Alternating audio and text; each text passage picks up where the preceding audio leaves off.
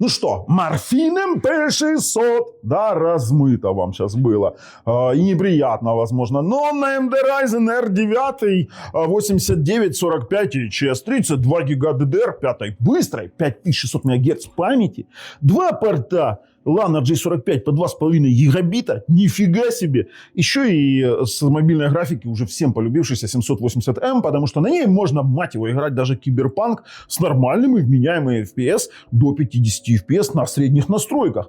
И это уже что-то. Откладываем, потом увидите на распаковочках. А я вам могу сказать, что Morphine достаточно интересный вариант. Это такой полный себе аналог CR8, про который мы делали обзорчик. Но у него есть одно отличие. В него можно втулить аж целых 3 SSD диска. 2 M2 NVMe PCI-Express 4 и один формата 2.5 на SATA 3. Плюс у него еще и 2 независимых охлаждения. Одно ноутбучное, а другое маленькое для отсека с SSD и памятью. Еще и собаки умудрились сюда втулить брендовые память Crucial и брендовые M2 NVMe SSD. Хотя не все так хорошо в нашем царстве и государстве. Один Type-C на передней панели. Вы увидите сейчас это на распаковке. И сзади Type-C нет, хотя и Thunderbolt 4. И еще слабоватый модуль Wi-Fi, потому что это они поставили туда МТК, такой себе не очень хороший. Но в принципе, я вам скажу, классный мини-ПК Morphine или Morphine, если быть правильней, MP600 на канале Технозон. Идем распаковываем, смотрим, сколько стоит, тестируем и делаем выводы. Поехали.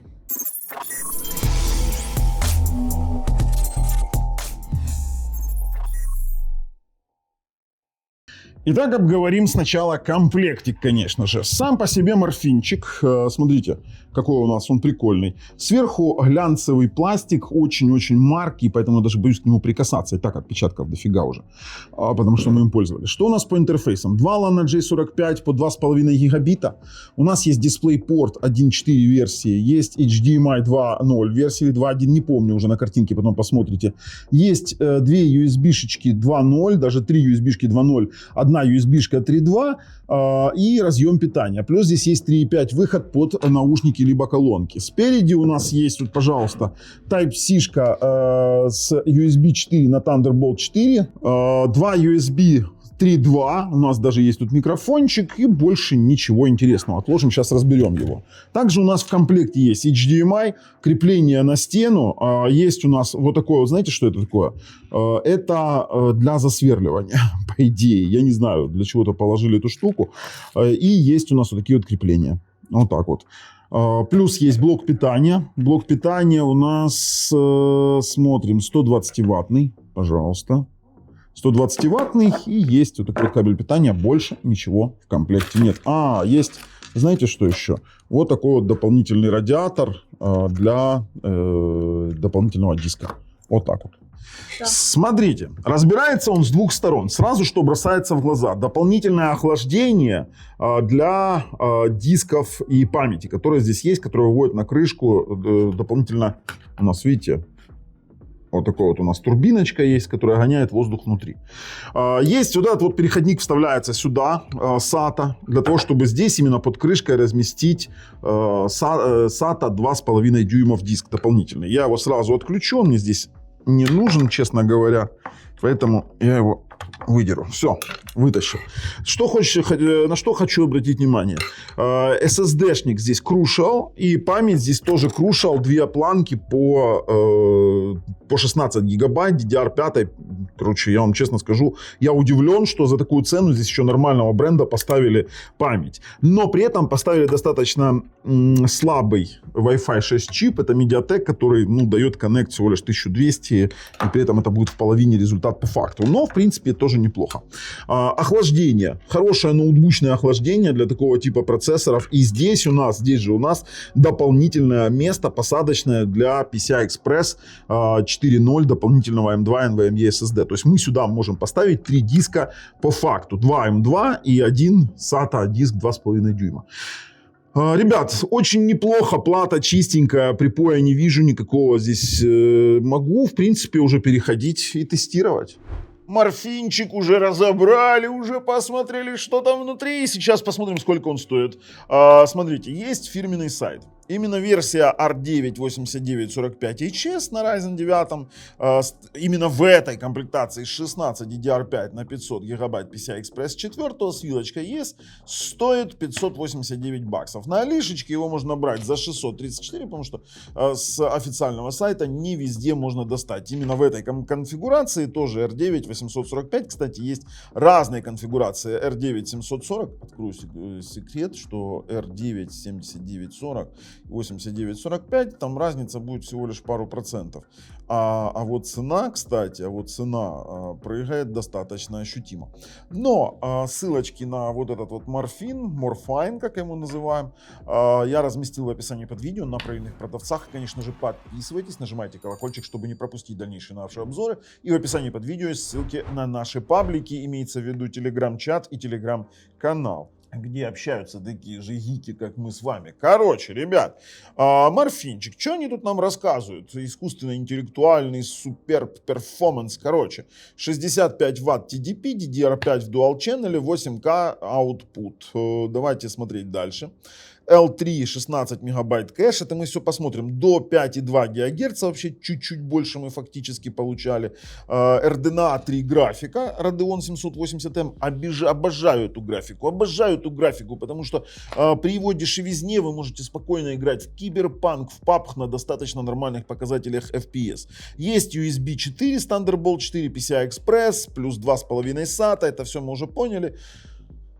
И у нас независимое охлаждение, как они говорят, 80 градусов. Да, если в AIDE 64 смотреть двухчасовой тест, 80 градусов он и будет показывать. Но я вам скажу сразу, нет никакого тротлинга, но я вам скажу сразу, что мы проверяем температуру немножко по-другому. И все-таки мы проверим ее на более реальные показатели, тоже дали в обзорчике.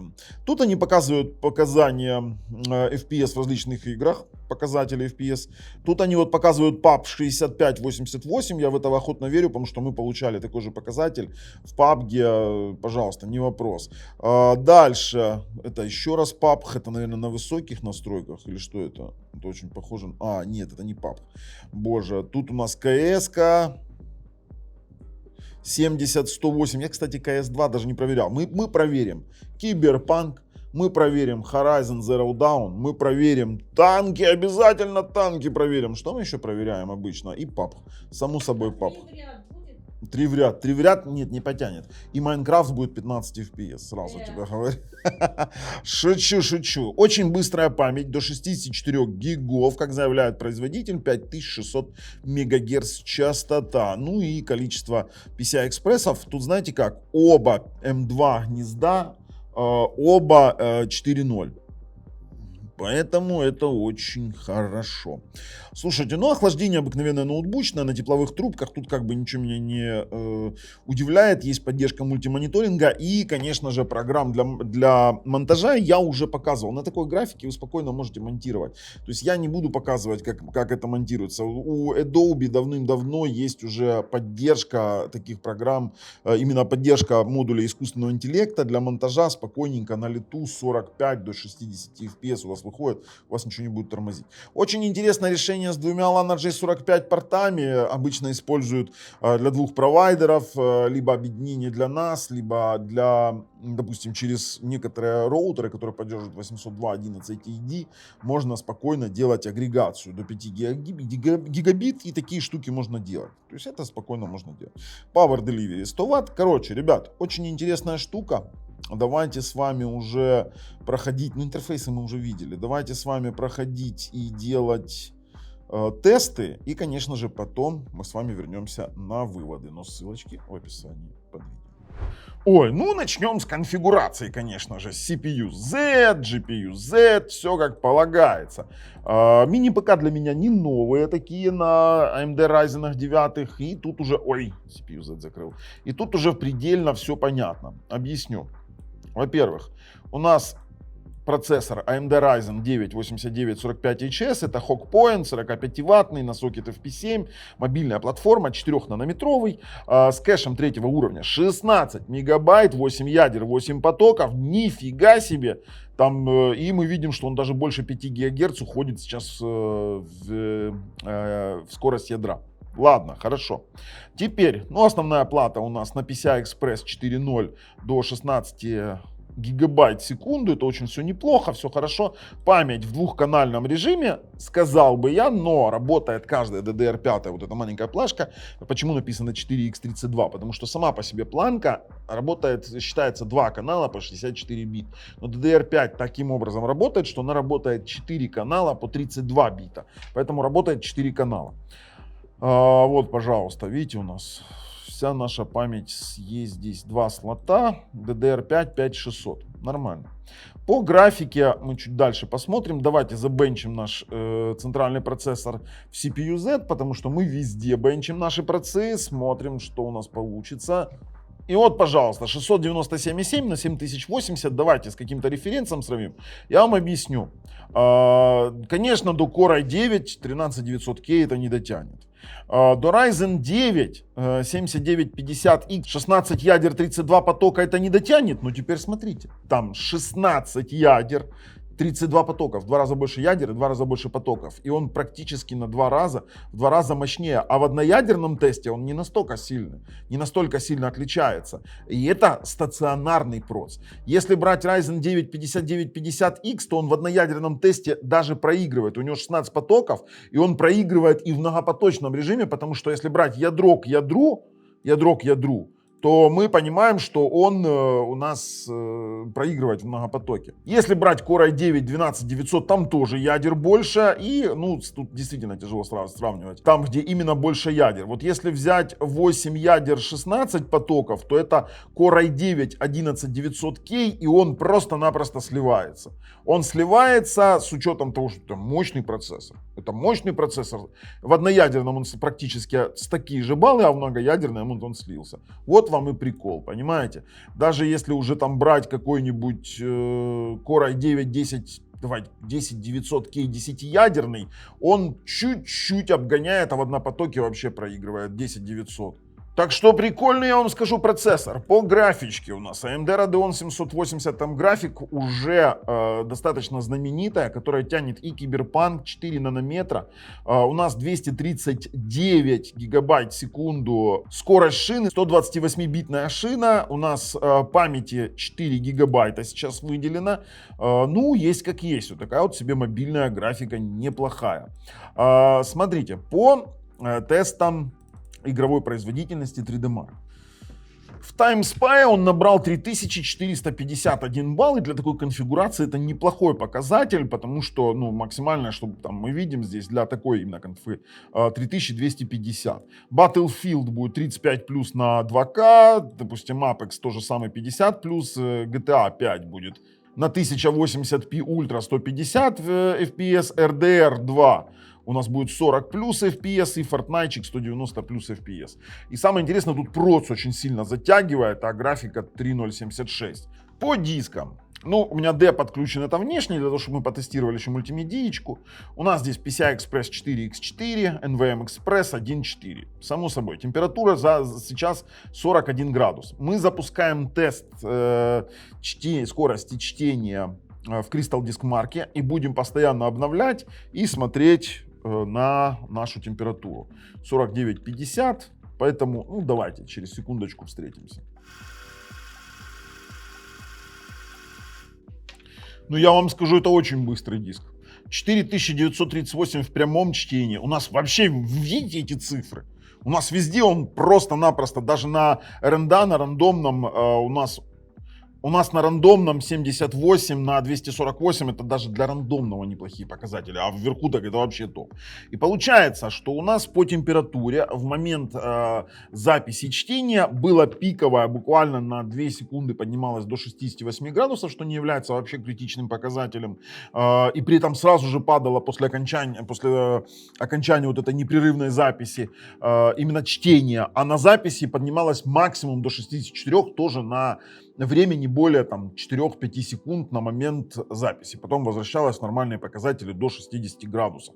То есть мы можем сказать, что здесь нормально реализованное охлаждение для мобильной платформы и диск очень-очень хорошей скорости. То есть здесь я действительно остался доволен. Конечно же, мы сейчас с вами будем проверять еще игровую производительность, но перед этим еще парочку тестов. Checkmate очень важный для меня тест, потому что сейчас они его переделали. Раньше был CPU Queen, сейчас Checkmate. Checkmate VAIDA 64 Extreme, который показывает реальное положение дел по быстродействию процессора. И его можно сравнить с 16-ядерным Ryzen. Он обгоняет 3950X, Core i9 11900X. И в принципе это совпадает с тем, что мы видели в CPU Z. Это действительно неплохой быстрый проц, а Photoworks — это хорошая оценка его мультимедийных возможностей в плане, не мультимедийных, а в плане именно рендера фотографий, 10 огромных фоток с различными эффектами и замера его времени, то есть это скорость работы.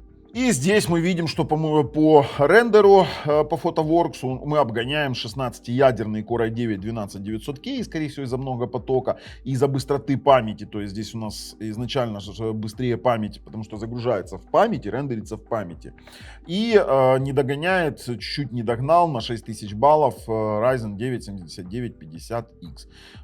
Он даже обогнал 32-ядерный Threadripper, скорее всего, тоже из-за его медленной памяти. Слушайте, ну неплохо. Если говорить о работе как о рабочем компьютере, то здесь мы могли бы обратиться в Steam и запустить, допустим, PCMark 10, который тестирует не только его возможности как рабочего компьютера, он также тестирует его мультимедийные возможности, по браузингу и, конечно же, температуры в реальных условиях работы на максимальных, скажем так, показателях частот. Сейчас увидим максимальные частоты. Смотрите, по результатам. Вообще все очень работает быстро. Очень быстро, плавно. Вообще мне очень нравится. И здесь у нас нереальные вообще цифры. 7487 баллов. 10994 в Essential, 10266 в продуктивности. И даже в Digital Content Creation, это создание контента, 10093. Сейчас мы их разберем, что для чего. Давайте я вам сейчас Monitoring Details покажу. Смотрите, по частотам. Максимальные частоты 5215, то, что мы фиксировали, 5230.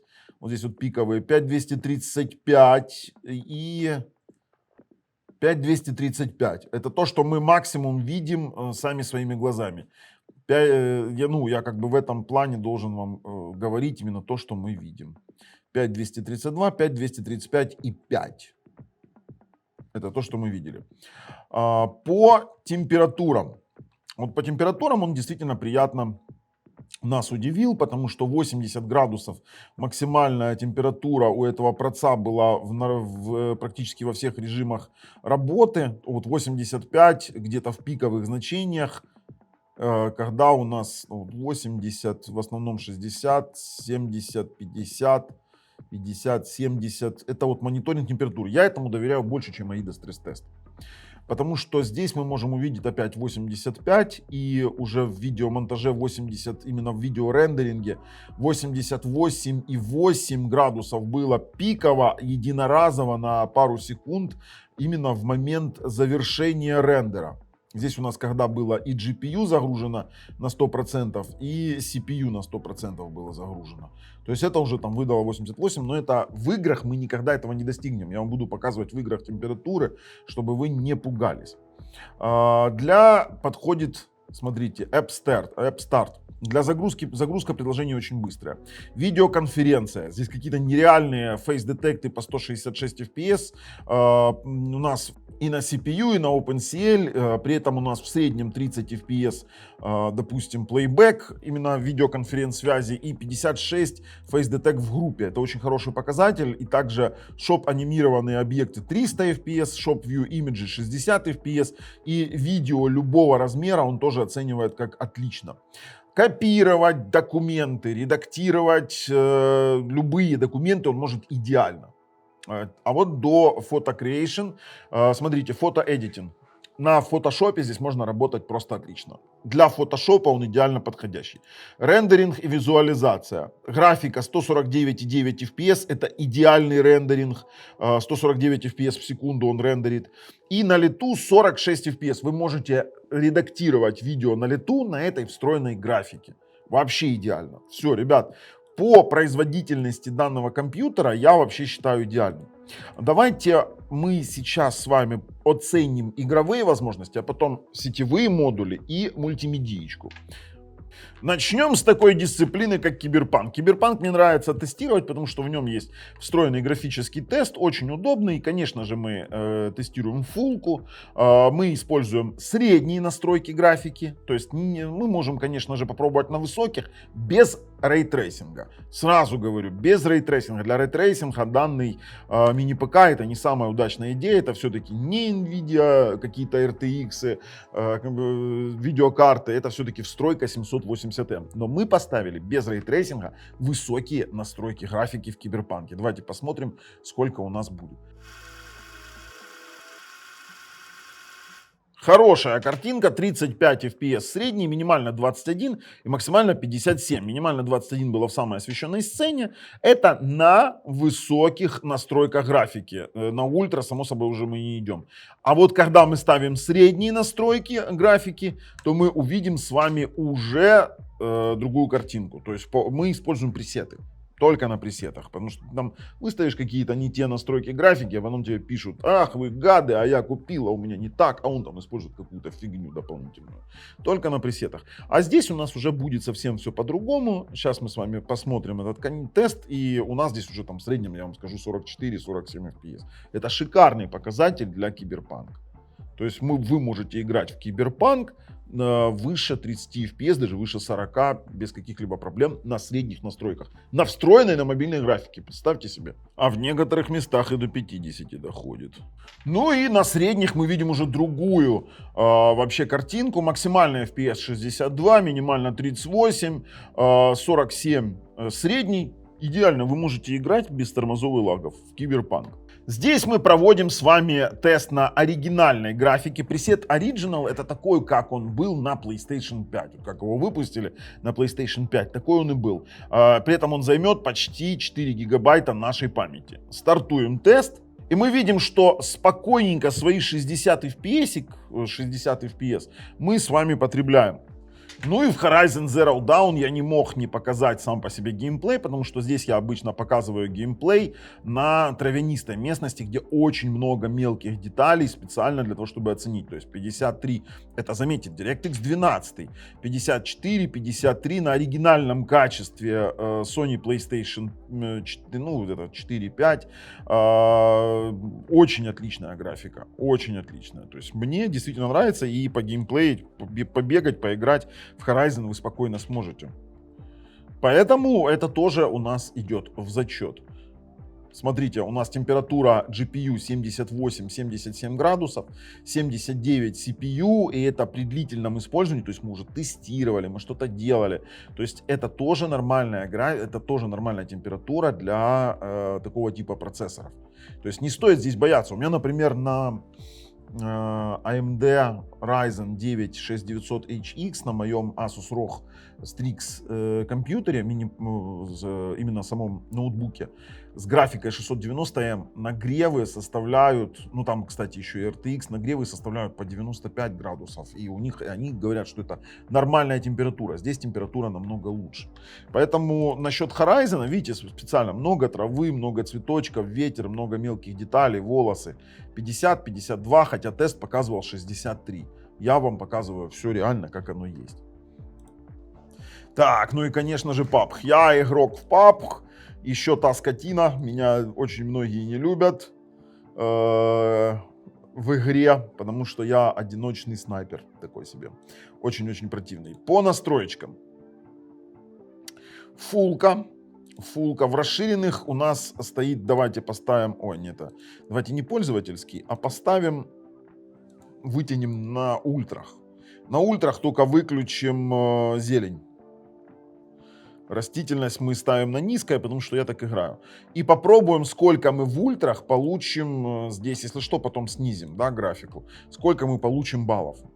Так, смотрите, на самых-самых ультрах, на Full HD у нас сейчас, вот показывают даже здесь, там 50 с чем-то FPS. Мы потом можем снизить, попробовать. Давайте пока потанцуем, подождем, пока все остальные присоединятся. Та-да-там. Что у нас там, где мы там воюем с вами? Куда-то сюда спрыгнем, побегаем, постреляем, посмотрим. Так, еще раз проверяем. Настройки ультра. Растительность очень низкая. Давайте увеличим резкость. Давайте еще резкость ему зафигачим. Все. И поехали. Смотрите, 58, 59, 49, 45. То есть это выше 30 на ультра. Если поставить какие-то средние настройки, то сейчас я вам тоже покажу. 49, 50, но уже сейчас можно играть, если вы не проф-игрок. Если вы не проф-игрок, но на ультрах вы можете здесь погонять в пабг. Прикиньте. Я, правда, без звука. Меня сейчас очень быстро сольют, скорее всего. Если сюда кто-то еще, допустим, там решил приземлиться, хотя я сильно сомневаюсь, но 47-45. То есть я показываю как есть, я не буду рассказывать, что там мега-игровые какие-то позиции, мега-игровая какая-то там вещь, но давайте мы с вами поменяем сейчас расширенные пользовательские на высокие просто, например. О, прошло нормально. Мы уже с вами видим там 58, 54, 57, 66. О, 63, 70 пиковые появляются. Ну, это уже другое дело. А если поставить средние настройки, как обычно играют, давайте поставим средние, применим, то здесь уже там пошло, о, 85, 74, 72. Давайте чуть покатаемся. Смотрите, с бликами, со всей фигней. О, кстати, что-то тут по машинкам прикольно. Давай, вылазим. Что, никого нету? Даже пострелять нельзя. Давайте чуть над машиной поиздеваемся. Не взорвется? А у нас нечем, у нас патронов мало. Зря не взорвали. Ну да ладно. О, что-то задымилось. Не знаю, будем бить дым.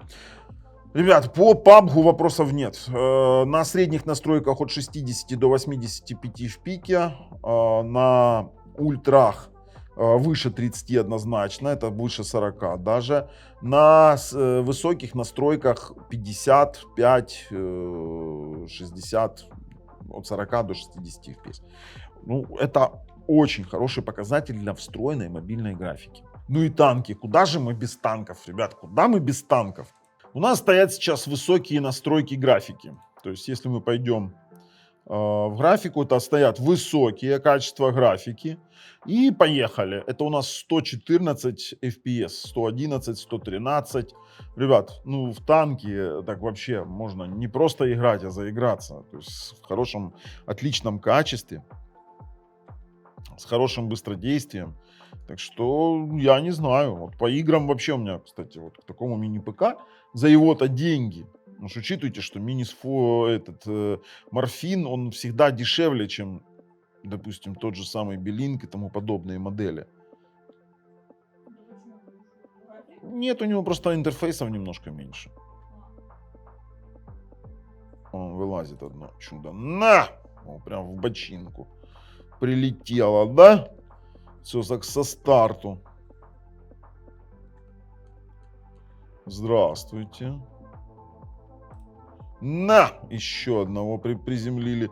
Слушайте, вообще отлично. 120 FPS. Специально для вас, ребята, в танки. Я вообще не играю в танки. Хотя когда-то играл, даже донатил, а потом, короче, забросил это все гнилое дело. На тебе еще. Лена, молчи! Не надо никому рассказывать, что даже деньги не помогли мне выиграть в танки. Я танкист, из меня хреновый просто-напросто. Все, что-то тут взорвали. Чего-то взорвали даже. Я даже помог там кому-то взорваться. Давайте следующего. А ну иди сюда.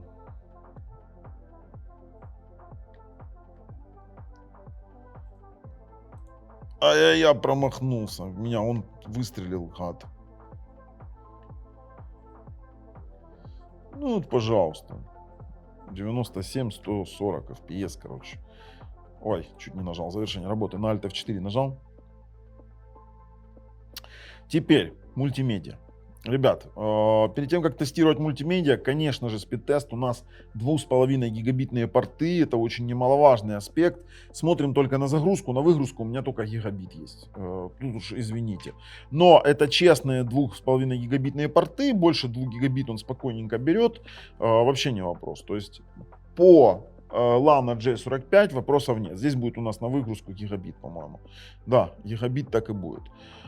Не дает у нас сейчас, у меня Switch, короче, стоит, Зюхель, что-то у него случилось с портами на исходящие гигабиты, все это, хоть, не знаю, хоть, а он неуправляемый. Какое название, такой результат. Так, это, кстати, одно из самых топовых названий, ты что? Не знаю, звучит не очень. Ну, и не начинай мне, пожалуйста, вот разводить теорию большого взрыва. Так, 5 гигагерцовый Wi-Fi, давайте. Стартуем 5 гигагерц. У нас показатель 560, ну давайте ждем, 545 на 700, ну давай 800. Ну, 860. Ну, 5 ГГц тоже нормальный, обыкновенный показатель. То есть ничего особо выдающегося, при том, что, ну, сейчас посмотрим, какой у нас тут модуль, 802.11ax. Скорее всего, если бы я его посадил бы... это Mediatek. Mediatek VLAN, поэтому 1200 мегабитов. Нормальная скорость. Это его нормальная скорость, 50% от заявленной. Там Connect 1.2. Давайте сейчас 2.4 ГГц. Слушайте, хороший мини-ПК. Просто шикарный. Нравится? Да, для таких целей вообще за его деньги. Ты представляешь, он стоит порядка там $560. 600. Да. А Белинк, допустим, тот же самый, на 2,5 гигабитных порта будет стоить как минимум 750-800. Вот тебе и разница. При том, что нет, так там даже проц хуже. Да, там R7 7945 был, по-моему, а здесь 8 серии проц и 146 на 203. Да, это неплохой вариант. Теперь YouTube. Давайте так. 4К проверяем. Конечно же, тестируем на дикой реке, однозначно. Здесь я не вижу никаких проблем. Давайте выберем сейчас разрешение 4К. 60 Гц. Будут какие-то стартовые дропы, пока переключается интерфейс. Все. Ребят, коннект больше 100 мегабит был. Буфер 6-7 секунд, 11. Да ладно, слушайте. Идеально проигрывающий мультимедиа мини-ПК. Все, пожалуйста. Я не вижу здесь. Вы можете здесь браузить. Можете здесь новости смотреть. Давайте подробности. Где там? Блять, почему, когда я ввожу по... в этом порно появляется. Странно, да? Наверное, ты выучил. Я, да? А ничего же ты на моем аккаунте тоже сидишь? Оно ж, ты же понимаешь, оно же главное при расследовании, ты когда в инду входишь, чей там аккаунт? Да, конечно! Неси свой ноутбук сюда! Неси свой ноутбук сюда! Это знаете, как называется? Главное при расследовании не выйти на саму себя, да? Ай-яй-яй-яй-яй-яй. Лиса! Чё ж ты там смотришь-то интересного такого? Показы. Показы? Да. Мод?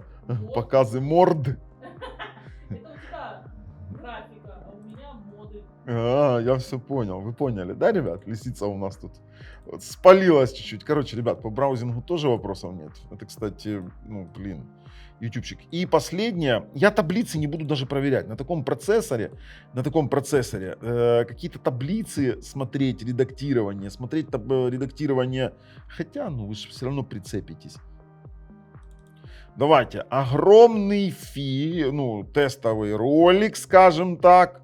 Чтобы вы понимали, на 69 гигабайт. Я сейчас перемотал. Ребят, любое кино, любые видео онлайн, любого разрешения, 4К, 60 FPS, на 70 гигов, вообще без вопросов.